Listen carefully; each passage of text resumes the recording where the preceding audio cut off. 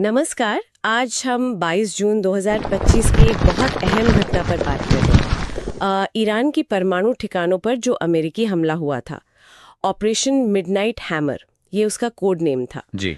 तो हमारे पास जो जानकारी है, जो स्रोत हैं, हम उनके आधार पर आज समझने की कोशिश करेंगे कि असल में क्या हुआ था, अमेरिका क्यों ये कर रहा था और दुनिया भर से क्या रिएक्शन आए। बिल्कुल। और शुरुआती देखिए एक बड़े अजीब विरोधाभास से होती है।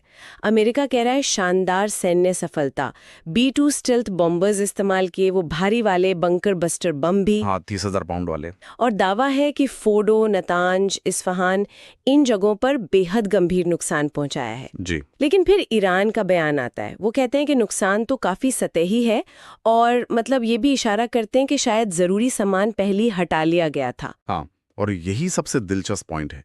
ये दो बिल्कुल अलग-अलग कहानियां हैं। अमेरिका का कहना है कि सिर्फ B-2 और बंकर बस्टर ही नहीं, बल्कि समरीन से मतलब पनडुब्बियों से टॉमाहॉक मिसाइलें भी दागी। लक्ष्य साफ था, ईरान की परमाणु क्षमता को एक तरह से खत्म करना। फोर्डो, नतांज, इस्फहान ये मुख्य निशाने थे। लेकिन ईरान कह रहा है कि जो भी नुकसान हुआ उसे ठीक किया जा सकता है। और ये बात कि सामान हटा लिया गया होगा, ये तो पूरे अमेरिकी दावे पर ही सवाल उठा देती है। है ना? बिल्कुल। अब अगर हम अमेरिका के घोषित मकसदों को देखें तो पहला तो यही था कि ईरान को परमाणु हथियार बनाने से रोकें, और दूसरा ये एक तरह की चेतावनी भी थी कि अगर कूटनीति काम नहीं करती तो आगे और हमले हो सकते हैं।